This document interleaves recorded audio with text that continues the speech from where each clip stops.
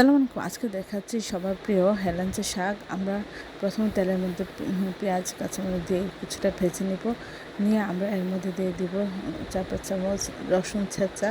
তারপর আমরা সব কিছু একটু ভেজে নিয়ে এর মধ্যে আধা চামচ দিচ্ছি লবণ। আর হেলাঞ্চা শাক উঠিয়ে সেটা একটু ধুয়ে কেটে নিয়েছি, ছোটো ছোটো করে কেটে নিয়ে আমরা এভাবে পেঁয়াজ মরিচ এবং রসুনের সাথে তেল দিয়ে একটু ভেজে নিব।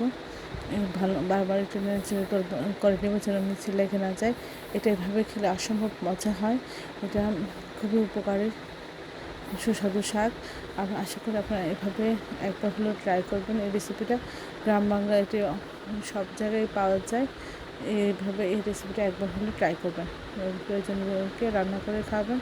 সবাই আমার চ্যানেলটি লাইক করুন, শেয়ার করুন, সাবস্ক্রাইব করবেন। আর আমার চ্যানেলে সব রকম রান্নার রেসিপি রয়েছে, আশা করি দেবেন। অসাধারণ হয়েছিল এভাবে। আশা করি আপনারা একবার